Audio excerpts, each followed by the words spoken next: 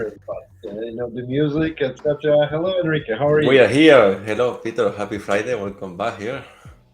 Happy Friday, and I need Saturday, guys. So seriously, I need Saturday. I'm gonna cheer you up. Okay, how is the weather look like in Paris where you are now? Because here in Spain it's raining now. It's undefined rain.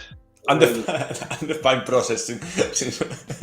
Really cannot. No, I don't know really what's the weather today. Okay. Seriously, It probably sounds an easy question, but very simple question. Not able to answer today. Sorry for okay. that. So today, mid-November, I think the winter already start to arrive to Spain, or it's the autumn. So we are no more sunshine anymore here this weekend at least. Okay, so all good, yeah. Ready for Saturday, no? I'm ready. But just let's go for our quick BIM Cafe. Thank you very much for all of you guys for just accepting the invite. So this is really great and it's nice to see you all. Thank you for this. It's great to see also the dynamics on the channel. So just we see a lot of replies. Thank you very much for that one. And we are preparing the season 3 right now, which will start somewhere in January, I think, maybe February. But we will have a break in starting of the 15th of December, and then, or just 19, I think exactly. But just the second week, so for sure, on December we will have a break, and then we will just come back with the new ideas which you came to us, and with some of the points which we need to reinforce. But I think one of the key elements is I still haven't found the money. So that I think I will not give up on this one. So we will see. But that's great. We have already the pipeline of people coming in. So if you're interested, and if you're interested to share your ideas, just come over and join us and try just to get some more dynamics on it. More than welcome to have you there as well, of course. Yeah, this is the commercial side. We also do at the end, but let me also to say, Peter, you're just coming from Madrid, from the BIM Expo and Control Tech, massive fairs there, and many people were, I was surprised, like, hey, Enrique from the BIM Cafe, so very good feedback having back from there. People who are really watching us, even though the power of the demand views and so on. So thank you again for all the comments. We try to make something different. We try to make it less dramatic, all these big things. So if all the support you guys can give us with a high presence or just online, a subscriber more, this is more than welcome. That's the energy we need. Otherwise, we're going to disease soon.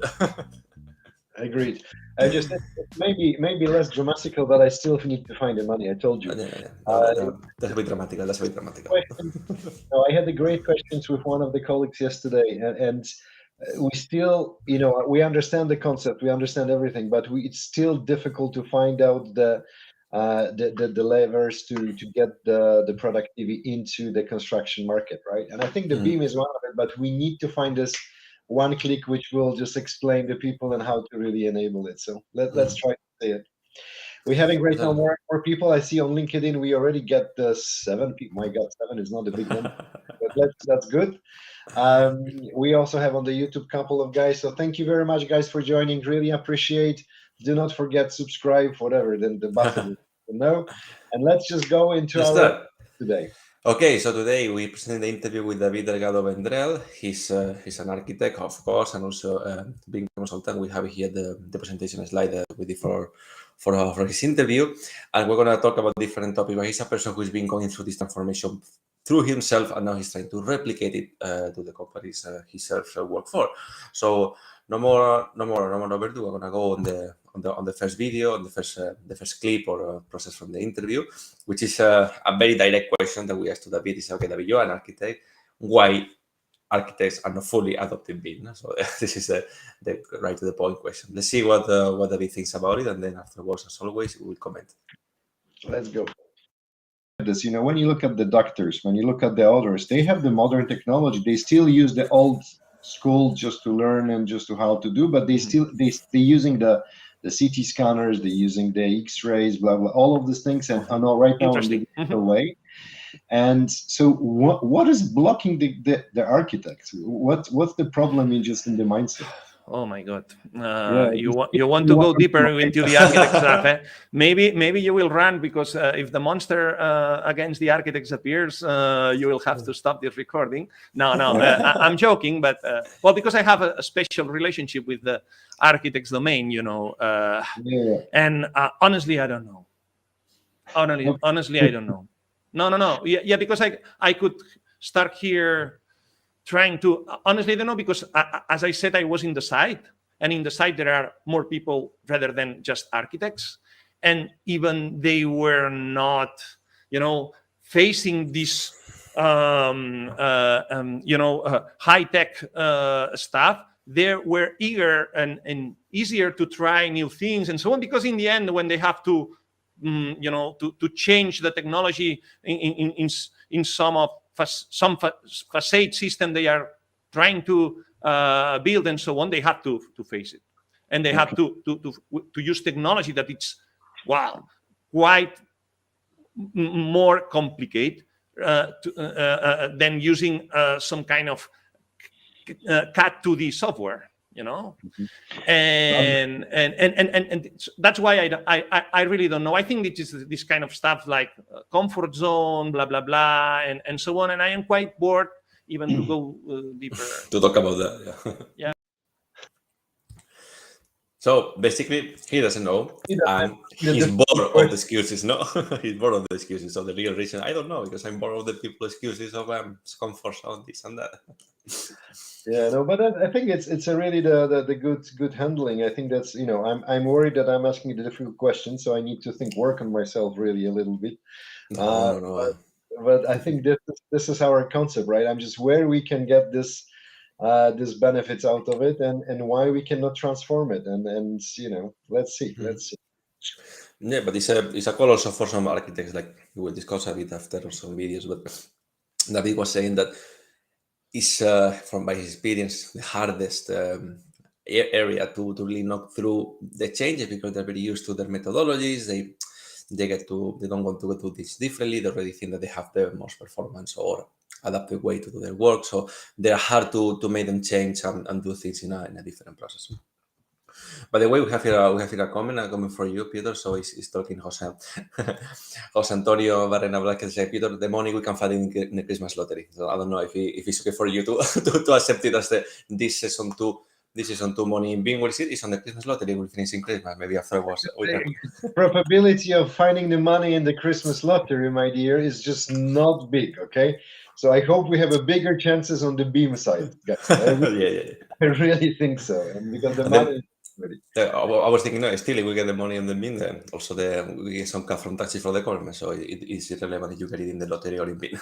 Well, Jose Antonio, thanks for watching and interacting with us. It's always a pleasure to see you guys coming through. Let's go for the second clip. And here, as I said, a very key element on the process and the process, the changes on the working processes is the tools versus the processes. No? So how you do the things and with what tools we do them. This is very important because the change doesn't go through you need to learn a new tool. It doesn't go through how do I do my things. You need to do those questions to yourself. So always let's take a look and hear to what David says, and afterwards we comment and discuss. Okay. Well, for example, with the architects, I started my BIM consultancy journey with architects because, well, they were the ones that I knew the most, so let's start with them. But most of my clients nowadays are not architects, and well, and it's not good, it's not bad. I mean, it's what it is, but I don't want to criticize them. It's just a particular, as I said, domain. And following your question, for me, it's quite important to distinguish, let's say, workflows or the way companies and people is working, following some kind of processes, of course. These are the workflows, and then we have the tools, And I think not just architects, the focus is misleading, or I don't know how to use how to say it. I mean, when you are telling them, well, let's start with your workflows, and I will give you some clues later on how to use the tools that those workflows are requiring, but this is not the natural arrival for them. They just have the need, as many of us we did. I admit it. I started using a tool, but this is not true if I just say was the tool. No, I had workflows there. My mind was trying to translate how I could, how I was able to transform my daily steps doing a housing project, for example, using all these, because in the very beginning, I realized that this is not just about the tool. When I was following those YouTube stuff, and oh my God, this is not just doing a save as, and no. And that's why I discovered that this is something else. So, well, you are translating that. And of course, I was doing it by myself, but companies are more complex than a super small company, such was mine in that time, you know. So I try to help them realizing that, well, let's start analyzing what you are doing, which are the parts that you are doing that maybe you will have to change, and which others maybe you don't have to even to touch. And we are not talking about the tools. You don't have to even to invest yet in any kind of new tool, which is probably expensive and so on. Let's start with that. And the thing is that I didn't find anyone interested within the architectural studios domain, you know, because they said, well, we already know about workflows. You know, what are you telling me? You know, I just want you to tell me how to use this new tool, which is the tool that I think that my neighbor is using. So yeah, that's all. And as soon as I realize that I can use it by myself in some kind of basic manner, bye-bye, you know. And this is what happened. And well, it's okay. It pushed my company exploring other blue oceans. Okay. Which is really interesting. When he said about when David said about not talking about the system, the people refuse him, right? That's interesting. I'm not really sure that that's what we are saying as well, right? I'm just the people asking us for the tools, but not about the way how they work. Maybe we are having the wrong approach. I don't know. Yeah, but this is an interesting approach too, because what you really want to, you can make the money is like, okay, you need to learn to use the software or that new cloud platform, whatever.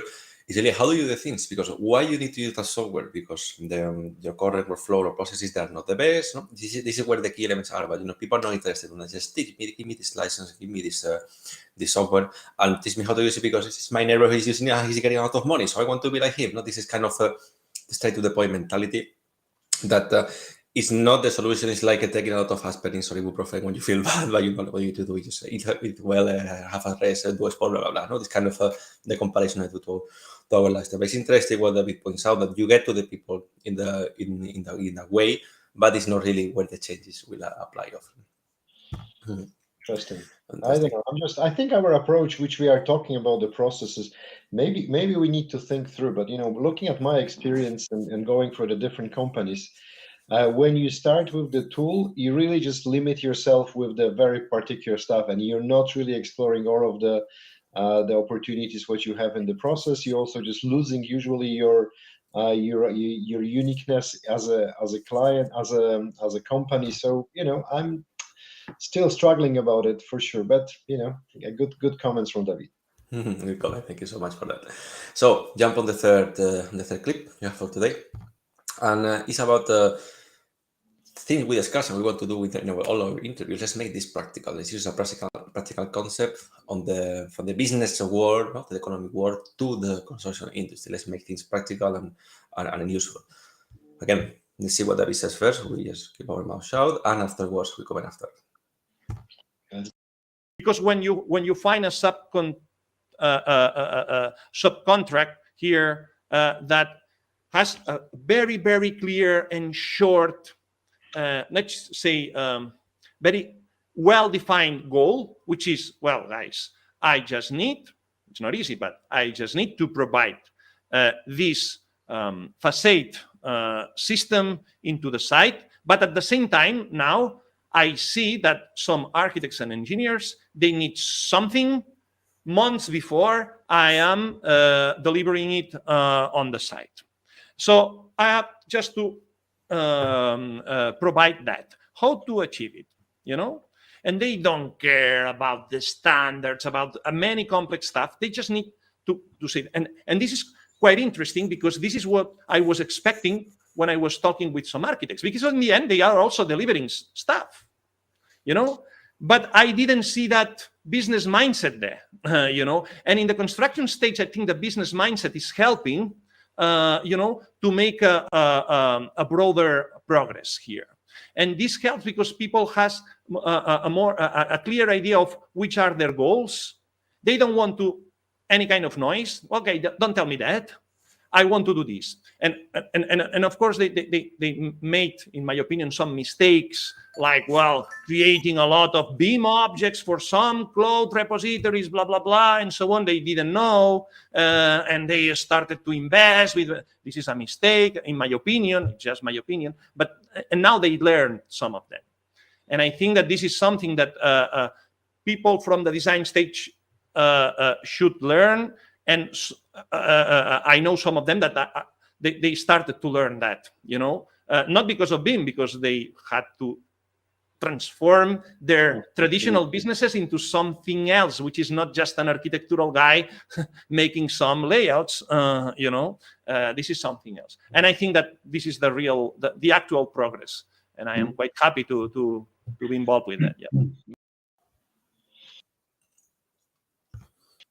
Okay, so we have the comments from David, which I totally agree on that. That we'll discuss this later on some other clips about putting on the information, everyone producing images, blah blah. No, let's be practical. Let's see what are the digital tools, the new processes that we really need, that we're gonna make our work better and have this business mindset, practical mindset on the construction work.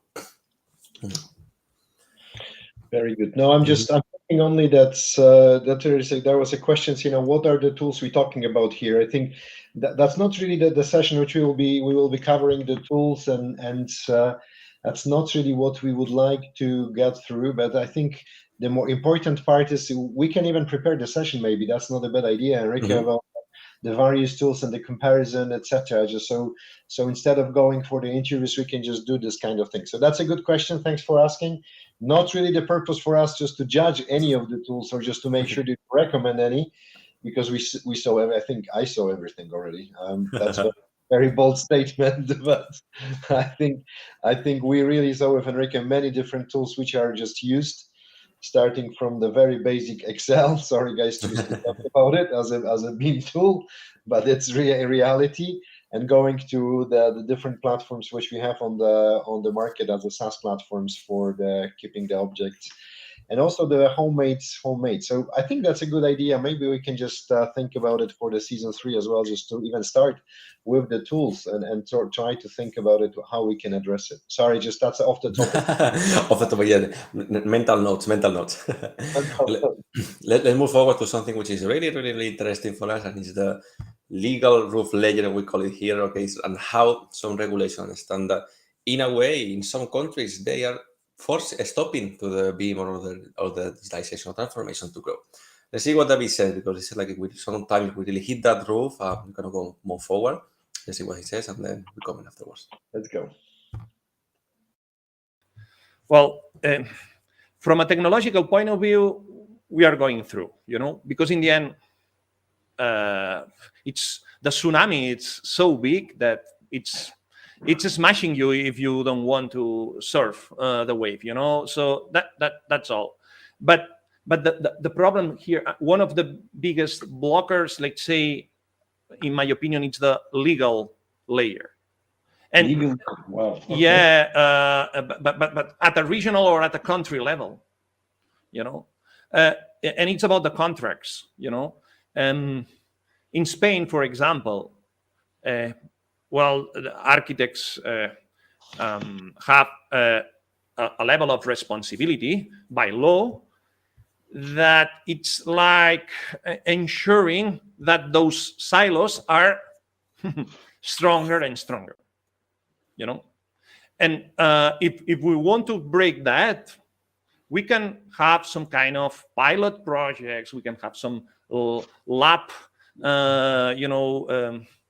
deals there. But unless we are not changing the legal framework, we are not going farther. And this is very difficult to change. It's very difficult to change because there are a lot of interests, of course, comfort zones, but it's not about comfort, it's about making money, as well. And what to say. So and we are still on that path, trying to unlock those nuts. So I think we will hear it from in the next in the next week or week after. We will see also the regulation part and the route. So I think we see a lot of factors which are blocking everything. But do we have a just power to change this, Enrique, ourselves? Well, you and me definitely not. No, but we're trying to create a BIM Cafe to make a big riot of the people in the AC sector and go to the governments and and make them remove that roof layer, right? No, it's really true that, of course, the support is to be there, but sometimes things are like this, and this happens a lot in my country, unfortunately, because things are like this and they are stated in this way in a paper. I don't care if they are right or not. I need to just do it. So subordinate to those rules, which sometimes are not wise or they are out to date and so on, but it impedes avoid the progress and the transformation. Good. So Mox, maybe we can create a social movement here. Exactly, we're gonna do it, yeah. With our coffees in our hand, no? 2020 social movements for BIMs. Wow. Okay. Good. We're gonna come back about processes and workflows, because that's what David points out in the next clip. Is the important elements to be really more productive. So how to make those small changes and tweaks on your day-to-day tasks to become more productive. This is what it's about transformation, no? In a better way. Let's see what David says, and then we go afterwards with our comments. There's some speed up, if we will just go on the manufacturing side, still they're doing the same stuff all the time. So I think we can try just to help them to go faster as well, even, and that will bring the productivity as well. Yeah, exactly. And you pointed it. It's about again processes. It's about workflows. It's about the how, because the what. It will be the outcome of that, and if you not convinced, because they will get convinced by themselves when they see it, so you just need to help them to do some stuff, simple one, in another way, and then they realize that if they were using 15 steps to do something, and they are just doing 6, and probably one of them is bigger than 6 or 7 of the former ones. It's not a problem. It's not a problem. This means that you have to hire another guy, or you have to train your best guy, whatever. This is change, man. You have to change something. Without change, anything is moving. But let's change some small stuff in a quite simple way that enables you to realize that, well, now you are more efficient. And if you are a businessman, that man or woman, that if you are more efficient, you are earning more money, and that's all. And this is how, in my opinion, it starts. But the difficult stuff here is to analyze what they really need, in a simple way. Because if you start, and I made that mistake in the beginning, and I tend to make it as well, which is trying to explain them all that complexity which is behind. But sometimes I am also trying to understand that complexity, of course, because it's very complex, And sometimes I have some open windows that are throwing them all that complexity, and then they, man, you are not the guy here to help us, because this is too complex. And well, it's true. Okay, sorry, I close that window. And then when you close that window, but you are just having some small holes providing new air from the outside, and sorry for my comparisons, but it's like that, then they realize that, oh, it smells good, I like it. And then they start, pulling new air from that window. And this is when you are thriving. This is when you get some kind of small success. And that's when you are trying to replicate it. That's when you are trying to use that experience from that client into another one, and to another one, and to another one. And this is how you try to make business. I really like the example that David said about the window thing. No, it sounds a bit stupid or simple, but like making things simple, you understand. You like, I think I completely understand. He like, you open this full window of transformation, people go, wow, no, it's so cool. It's so slow down, just show him the nice thing, the good smell, and slowly they get attracted to see what is behind the whole stuff. So I really like the comparison.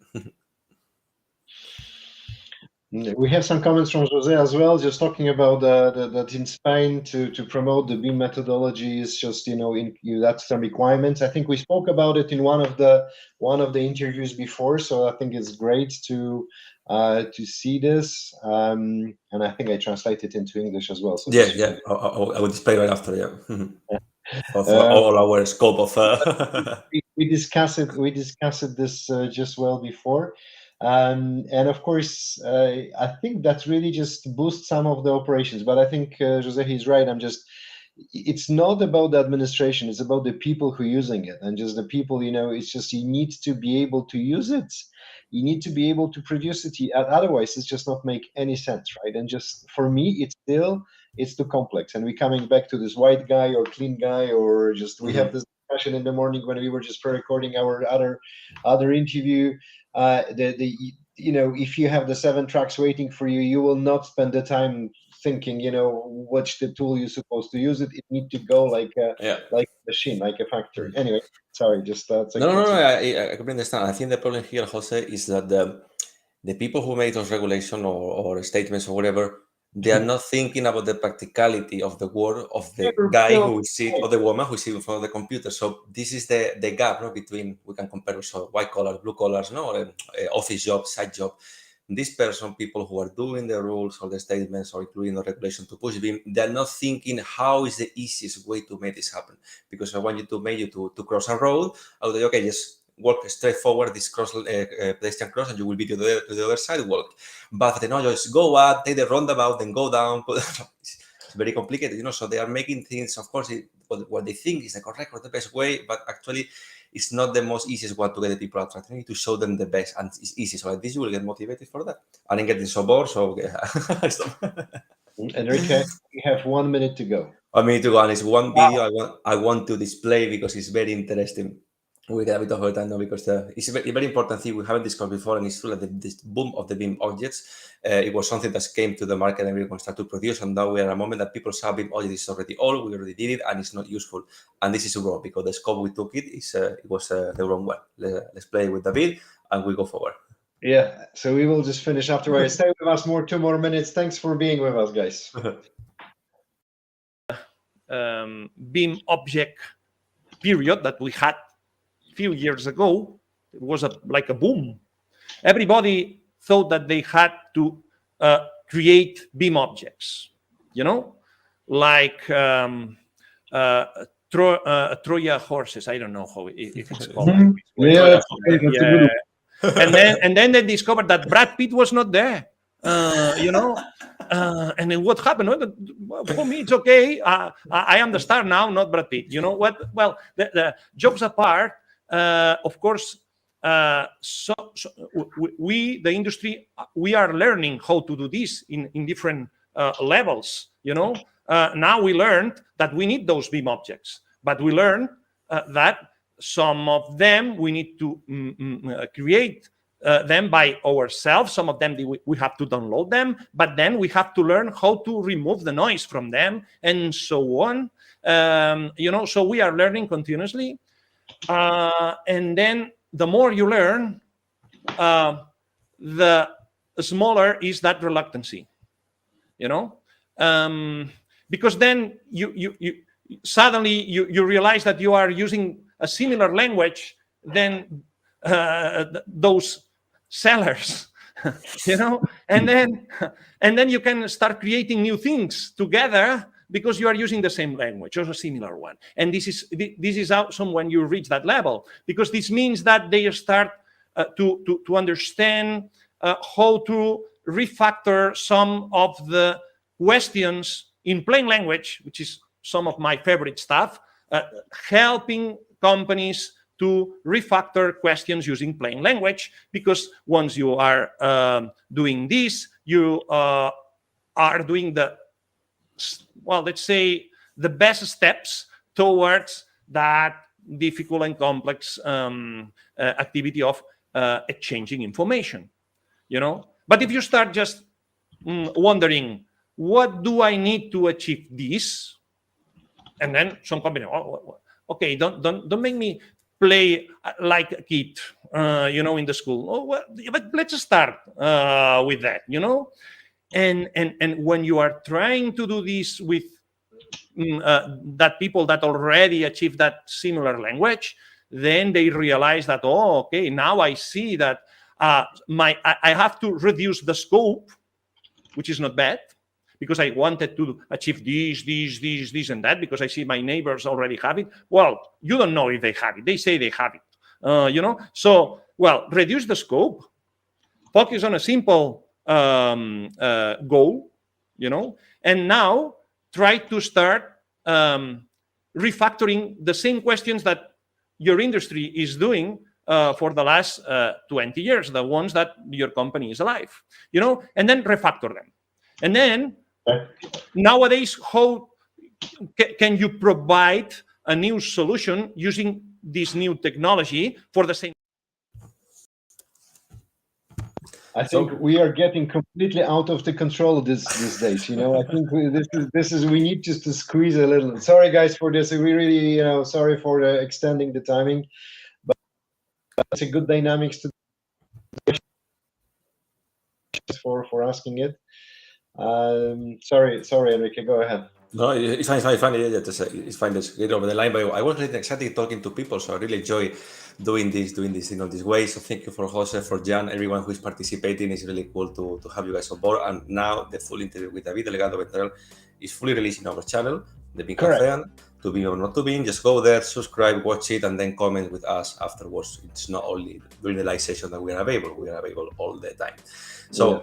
Yeah. Thank you so much for watching. You know, we are here, the BIM Cafe, every Friday, 10 a.m. We will take our break, but we will come back with more energy and more interviews. And it was a pleasure to be here again. Happy weekend to everyone. Happy weekend to everybody, guys. Thank you very much for the questions. Invite your friends. Maybe we'll do some lottery. That somebody saying the Christmas thing. So just maybe that's not a bad idea. We can just have like a €5 at the end. For the best questions. I don't know. Let's try to do this. Best questions. Yeah. Fantastic. Okay. Pietro. Have a good weekend, Enrique. Thank you. Thank you to everyone. Bye-bye. Guys, bye-bye. Have a good one.